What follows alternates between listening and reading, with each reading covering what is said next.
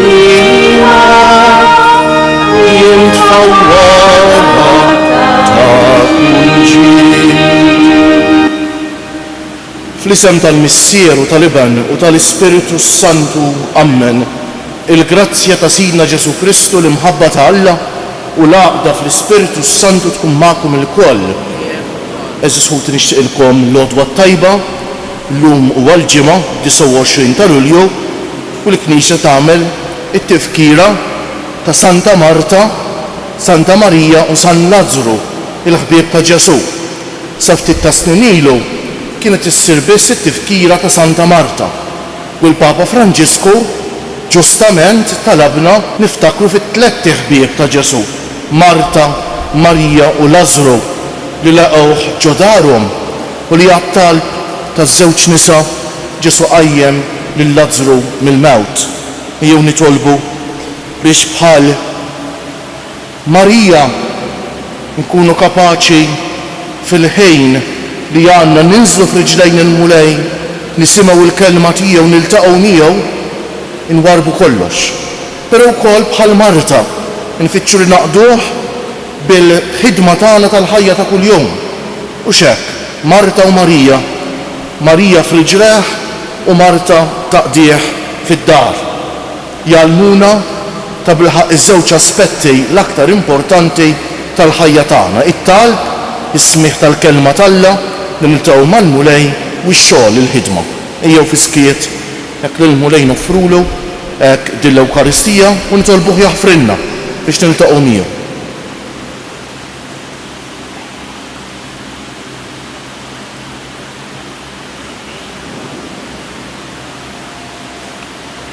Mulej ħniena, Kristu ħniena, mulej ħniena, iħenna għalina Alla li jista' kollox jaħfrilna dnubietna u wassalna għal ħajja ta' dejjem. Sejr noffru dan is-sagrifiċċju tal-Quddiesa għal ruħ oħtna Vanessa Borġ. Nitolbu. U Alla ta' dejjem li tista' kollox, ibnek Ġesu oġbu li Santa Marta tilqgħu għandha bil-qalb bit-talb tagħha tina li naqdu bil-fedeltà lil ħutna kollha fi Kristu biex inti tilqana għandek fis-sema b'ibnek Ġesu Kristu Sidna li huwa Alla u miegħek jgħix u jisaltan flimkien mal-Ispiritu Santu għal dejjem ta' dejjem.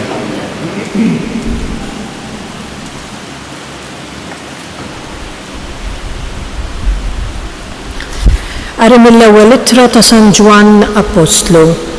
Eżiż, ejjew inħobbu l-xulxin għax l-imħabba ġejja minn Alla. U kull min iħobb u imwielet minn Alla u jaraf lil Alla. Dak li ma jħobbx ma arafx lil Alla għax Alla hu imħabba.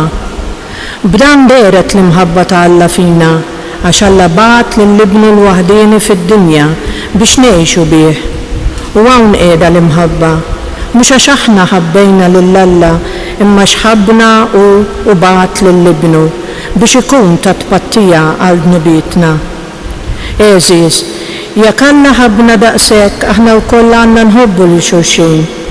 Lil Alla għadu ħadd ma rah, imma jekk inħobbu xulxin hu jammar fina u mħabbtu ssib il-milja tagħha fina. Bekk nafu li aħna nagħmlu fih u hu fina għax tagħna sehem mill-Ispirtu tiegħu. Aħna rajna u nagħtu xhieda li l-Missier bagħat lill-Ibnu is-Salvatur tad-dinja. Kull min jistqal li Ġesu hu l-Iben ta' Alla, Alla jammar fih u hu f'Alla. U aħna arafna l-imħabba li Alla għandu għalina u għal-minnija. Il-kelma tal-mulej. Ippruvaw u taraw kemm hu tajjeb il-mulej. Ippruvaw u taraw kemm hu tajjeb il-mulej. Kull ħin imbirek il-mulej tifħiru dejjem fuq fommi. Bil-mulej tiftaħar ruħi, jisimgħu l-fqajrin u jifirħu. Ippruvaw u taraw kemm hu tajjeb il-mulej. X'għandru l-kobor tal-mulej miegħi, ħanollu ismu flimkien, jinfittix il-mulej u weġibni minn kull biża' tiegħi ħelesni. Ippruvaw u taraw kemm hu tajjeb il-mulej. ħarsu leħ u jibdi bil-ferħ wiċkom u ma jkolkunx għax tistħu.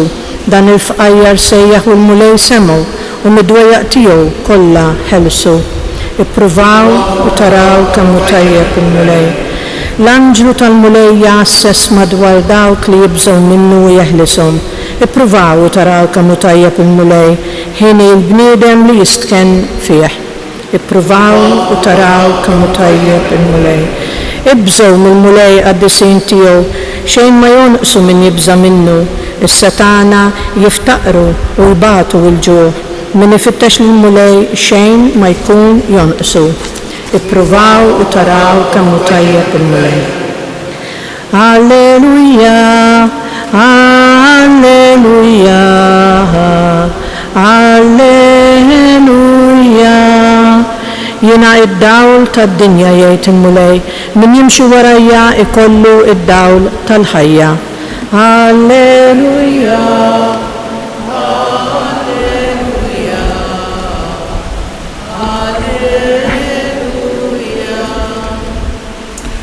Il-mulej ma'kom. Qari mill-Evanġelju mqaddes skont San Ġwann.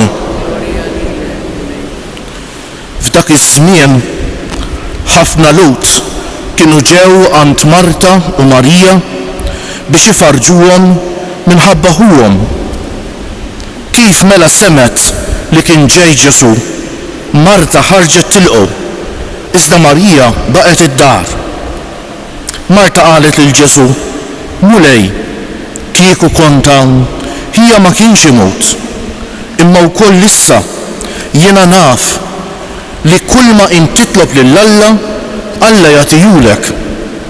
Ġesu qalilha, ħuk jerġa' jqum.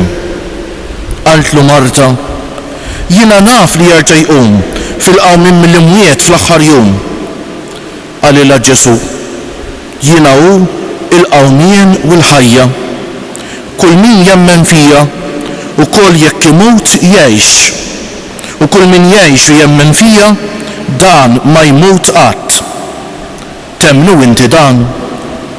Iva mulej, weġbitu, jiena nemmen li inti l-Messija li ben ta' Alla dak li ġie fid-dinja.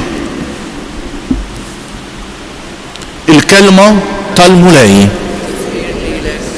Bit-tagħlim tal-Evanġelju nitnatfu minnu bietna kiex ikun qogħdu bil-qiegħda naqsam magħkom ħsieb qasir fuq il-qari tal-lum. Eżisħut ix-riflessjoni profonda tal-għaġeb fija l-festa u l-qari tal-lum ta' importanti u sabiħ ħafna. Hekk dawn iż-żewġ personaġġi qed nitkellem l-iktar minn Marta u Marija, Lażru wkoll, imma Lażru ftit jgħidilna l-Evanġelju fuq u hekk. Marta u Marija kienu ta' ispirazzjoni għal ħafna qaddisejn ta' fihom raw marbutin flimkien u xekk mela lil Marija donna naqra iktar kwieta u xekk dik li tinżel fil-ġlejn Ġesu u ħsiba biex tisimgħu. U lil Marta l-attiva u xekk tħroġ tiġri tiltaqa' miegħu issa rajna fil-Vanġelu. Flimkien ħafna mill-qaddisejn raw iż-żewġ aspetti l-iktar importanti tal-ħajja spiritwali. L-aspett ngħidulu ascetiku u l-aspett jisu iktar mistiku. Xi fisser da kollu? Jfisser l-aspett tal-ħidma tagħna u l-aspett tar-relazzjoni tagħna mal-Alla. U xekk San Benedettu jiġborhom b'żewġ kelmiet sempliċi, itlob u waħdem, itlob u waħdem. U dan għandu jkun ukoll il-motto ta' kull wieħed u waħda minna. U xekk jiġifieri eżżud inqogħdu ħafna attenti għax fid-dinja tal-lum it-tentazzjoni ta' Marta jiġifieri ħafna u xekk iħossuha dit-tentazzjoni m'għandix ħin. M'għandix ħin għall-quddiesa, m'għandix ħin nitlob, m'għandix ħin għalhekk u għalhekk u għalhekk. Però mbagħad għandi ħin inqatta' ħinijiet twal fuq il-mobile, però mbagħad għandi ħin nagħmel ħafna affarijiet oħra li huma kapriċċi tiegħi. Innutaw ftit in-nasba tax-xitan li kapaċi naqgħu fiha faċilment iżżuti. U għalhekk Marta u Marija jgħalmuna xi ħaġa importanti ħafna. Ġesu illum jgħid il ħafna minna l-istess kelmiet li qal il-Marta, Marta, Marta. Nista' npoġġi jismer u ismek flok Marta, Marta. Int tħabber rasek b'ħafna ħwejjeġ. Imma ħaġa waħda neċessarja. Kienet Marija li jarfet x'inhu l-iżjed importanti u s-sem tagħha ma jittaħdiliex, mela ma jfissirx noqogħdu l-ħin kollu nitolbu. Le, mhux hekk. Imma l-ħin tat-talb u l-ħin ta' Alla għandu jiġi l-ewwel post. L-affarijiet l-oħra jiġu wara, eżissuti, mela l-ħin tal-quddiesa, il-ħin tat-talb. Impoġġuh fl-ewwel post fil-ħajja tagħna x'ifisser x'relazzjoni kemm importanti għalina r-relazzjoni mal-Alla. Mbagħad ma ngħidu xejn għall-Evanġelju tant qawwi tant sabiħ illum u hekk. Smajtu jiena u l-qawmien u l-ħajja. Kull min jemmen fija wkoll jekk imut jgħix. U kull min jgħix u jemmen fija dan ma jmut qatt. Temnu inti dan. Ġesu qed jgħid lilu lilek issa llum. Temmen li Ġesu verament qam mill-imwiet. Temmen li l-ħażen tad-dinja jaqjat kemm jgħid titellief. Għax li Ġesu qam mill-imwiet eżiskuti. It-tajjeb u rebbieħ. Il-grazzja rebħet fuq id-dnub. Il-ħajja rebħet fuq il-mewt. U hekk. Ġesu rebaħ. U allura il-bniedem li jażel il-Ġesu jgħaddi kemm jgħaddi minn kombattimenti f'dil ħajja. Fl-aħħar mill-aħħar ħajja tiegħu ħadd tispiċċa f'rebħa, fi grazzja, fi glorja, ferħ, f'ħajja eżiskuti u hekk. Dak li qed jgħidilna Ġesu. Qed jistaqsi kull wieħed u waħda minna. L-iktar mistoqsija importanti tal-ħajja ta' temnu inti dan. Temmen li wara dil-ħajja hemm il-ħajja l-vera, il-ħajja l-perfetta, l-ħajja li ma tintemm qatt.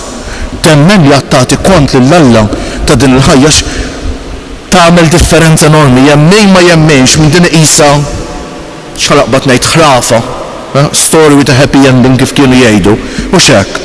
Allura li jgħix id-diffikultajiet tal-ħajja nisranija jsir impossibbli. Min naħa l-oħra min jemmen li l-ħajja twila kemm twila tgħaddi malajr u l-verità tiġi u tinkixef u hekk li għall-ħajja ta' dejjem dak ikun kapaċi jagħmel dawk is-sagrifiċċji żgħar jew anke kbar kultant li titlob minna l-ħajja biex ngħixu ta' nsara veri, nsara awtentiċi. Min għalek nitolbuh bil-qalb il-mulej illum, jatina l-grazzja mill-ewwel nett bħal Marija nkunu kapaċi ninżlu f'riġleħ.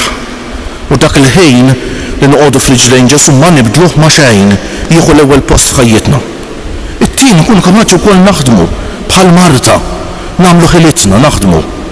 U fuq kollox nżommu dejjem fl-ewwel post f'ħajjitna l-fidi f'Ġesu, Ġesu li qam mill-mewt.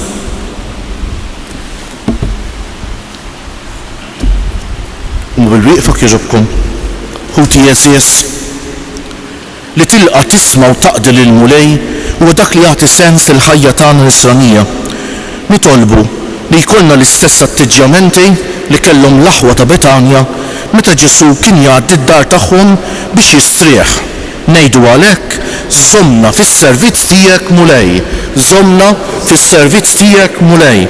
Sabiex il-bnedmin kollha isibu fil-Knisja dan miftuħa beraħ fejn iħossuhom milquwa u maħbuba bħalma kienet id-dar ta' Betanja għal Ġesu. Nitolbu żommna fis-servizz tiegħek mulej sabiex il-mexxejja tal-popli iħabirku ħalli fid-dinja kollha ikollu saqaf, ħalli fid-dinja kulħadd ikollu saqaf fejn jisken. Nitolbu żommna fis-servizz tiegħek mulej sabiex dawk li m'għandhomx dar fejn joqogħdu isibu min jilqaħħom u jaqdihom bl-istess imħabba li bija Marta kienet tilqa' għandha lil Ġesu. Nitolbu żommna fis-servizz tiegħek mulej sabiex il-laqgħa tagħna ma' Ġesu fil-kelma u fl-Ewkaristija bħal Marija tallimna nfittxu dak li jibqa' għal dejjem. Nitolbu żommna fis-servizz tiegħek mulej u bħal dejjem niftakru f'tant ħutna li jingħaqdu magħna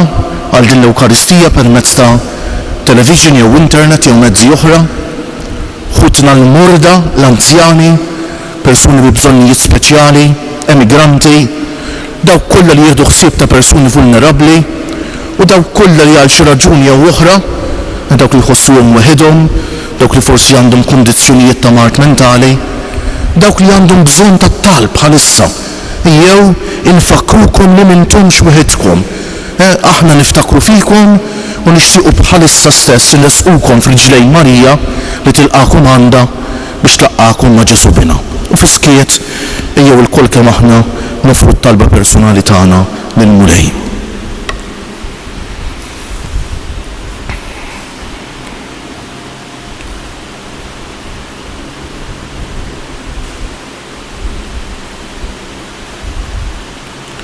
Għatina Mulej li kull ma nagħmlu ikun ta' ġieħ għalik u tgħinuna l-ħutna fil-bżonn sabiex nagħtu x-xhieda tal-fidi u t-tama tagħna f'ibnek Ġesu Kristu Sidna li jgħix u jsaltan għal dejjem ta' dejjem.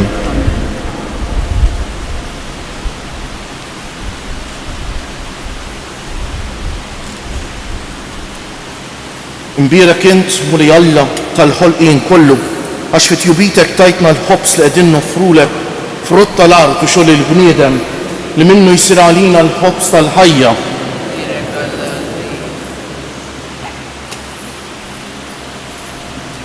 Bil-misteru tal-ilma u l-bejt ikollna sehem fin-natura divina ta' Kristu kif hu jissieħeb magħna fin-natura tagħna l-mummin. Imbierek int Mulej Alla tal-ħolqien kollu għax fit-jubitek tajtna l-imbejt qegħdin noffrulek frott tad-dielja u xogħol il-bniedem li minnu jsir għalina x-xorb tar-ruħ. Il-qana Mulej Alla tagħna qum li wniedma quddiemek u għamel li jkun jogħġbok dan is-sagrifiċċju li sejrin noffrulek. Naddafni Mulej ħżuniti u d-dnub tiegħi nifli.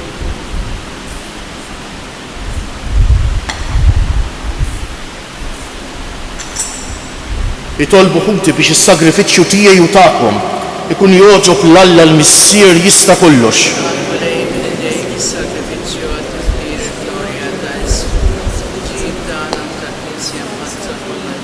Aħna u nxandru Mulej leġubijiet kbar li inti għamilt Santa Marta, Marija, Santa Marija u San Lazzru fiċ-ċokun tagħna nitolbu l-kobor tiegħek biex kif lilek oġbitek ix-xhieda ta' mħabbithom hekk ukoll jogħġbok tilqa' is-servizz tagħna għaddejja tiegħek bi Kristu Siedna.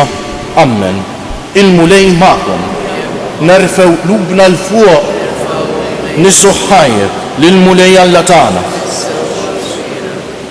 Sewwa u xieraq tas-sew Mulej Missier Qaddis Alla ta' dejjem li tista' kollox tajjeb u taġita s-salvazzjoni tagħna li dejjem u kull imkien inroddulek ħajr bi Kristu Siedna. Bil-ħajja tal-għaġeb tal-qaddis tiegħek indejjem timla l-Knisja b'qawwa ġdida u tagħti lilna xhieda sħiħa ta' mħabbtek. Int ħeġġiġna bl-eżempji sbieħ tagħhom u tilqa' t-talb li dejjem jagħmlulek għalina ħajseħħal kollox il-pjan tiegħek tas-salvazzjoni. Hekk Mulej aħna wkoll mal-anġi u l-qaddisejn kollha tiegħek infaħruk u b'farħ kbir intennulek. Qaddis, Qaddis, Qaddis, Mulej Alla tal-eżerċti, is-smawiet u l-art mimlija bil-glorja tiegħek. Osanna fil-għoli tas-smawiet, imbierek minn ġej fisem il-Mulej. Osanna fil-għoli tas-smawiet.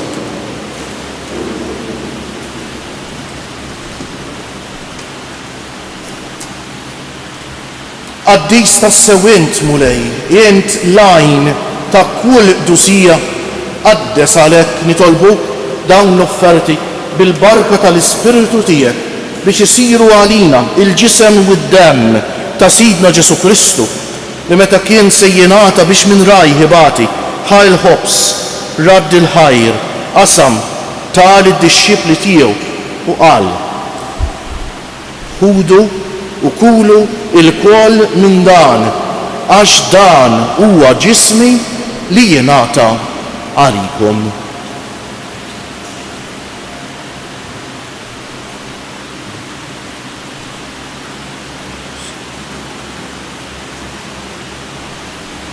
Ekku kol wara li klaħal kalċi reġa' radd il-ħajr tal id-dixxipli tiegħu u qal: ħudu u ixorbu minnu il-koll, għax dan huwa l-kalċi ta' demmi tal-patt il-ġdejt li jibqa' l dejjem, id-demm li jixxerret għalikom u għall-bnedmin kollha għal maħfra ta' dnubijiet. Għamlu dan b'tifkira tiegħi.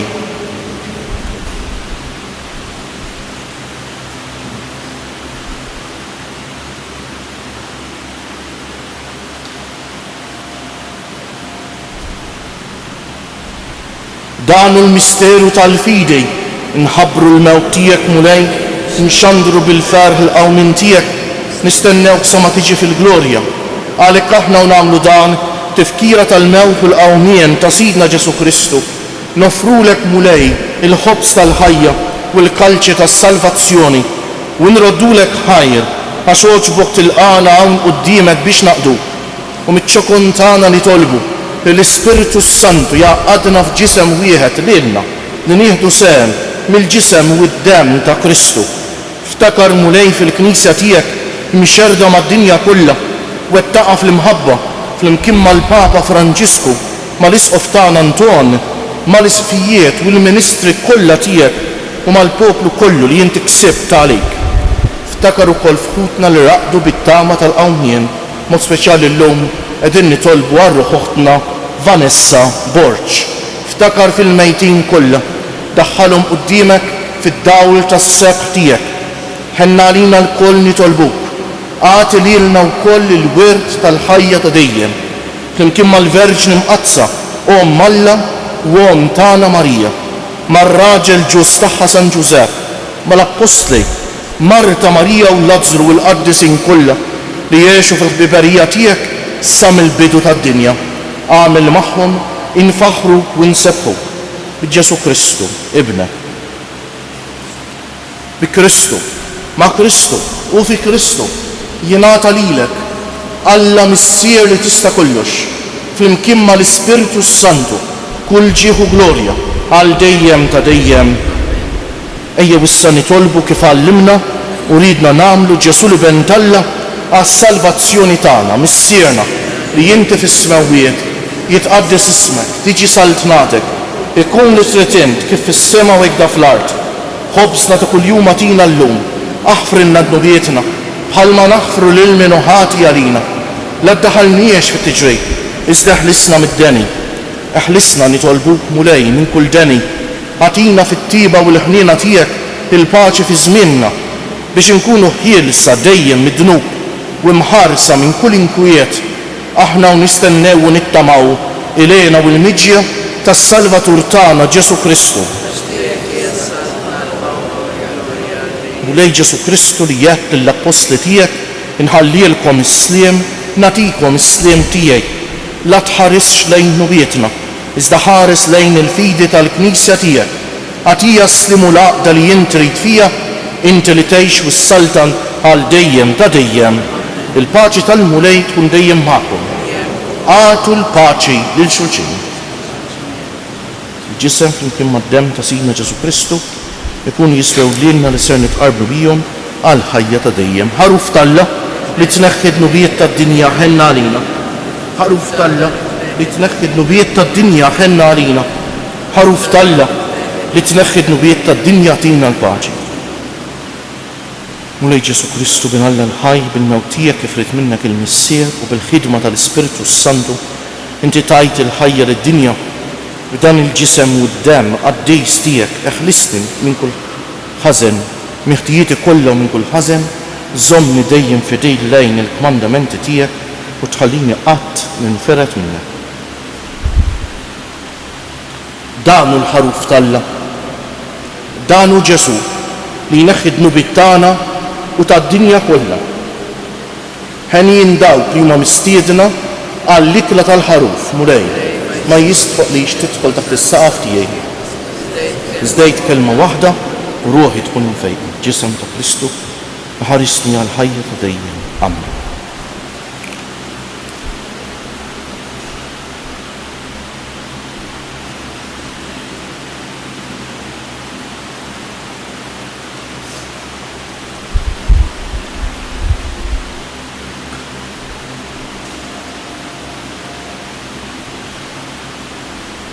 Dem ta' Kristu ħarisni għal ħajja ta' dejjem.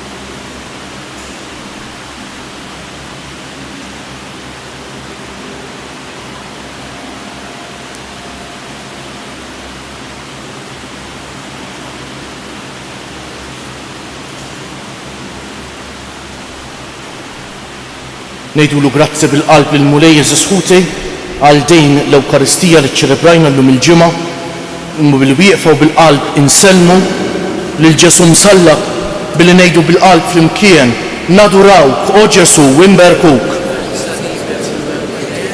Nadurawk o Ġesu u nberkuk. Nadurawk o Ġesu u nberkuk. Nitolbu. Irċevejna Mulej il-ġisem imqaddes u d-demm għażiż ta' ibnek il-waħdini, għamel din it-qarbina tenna ninfatmu mill-fruwat tal-art biex fuq l-eżempju ta' Santa Marta nħobbuk dejjem iżjed minn qalbna. Ħanaslu fil-għena bla tmiem tad-dera tiegħek fis-sema. Bi Kristu Siedna. Il-Mulej magħkom. Nixtieq infakkarkom qabel intemmu dil-quddiesa li għada kalla jlejt jaħbat l-anniversarju mill-mewt tal-qaddej tal-Dum Mikel Attart, u għalhekk il-lejla l-isqof tagħna Antun Dewma hawnhekk fis-santwarju fit-8 se jirrimexxi konċelebrazzjoni hekk biex ifakkar lil dan is-saċerdot ta' fama ta' qdusija, saċerdot qaddejs, u għada filgħodu wkoll fit-8:30 ir-rettur tas-santwarju jmexxi quddiesa, imbagħad wara jkun hawn l-adorazzjoni sa nofsinhar. Il-Mulej magħkom, iberikkom Alla li jista' kollox il-Missier u l-Iben u l-Ispiritu Santu. Morru fil-paċi ta' Kristu.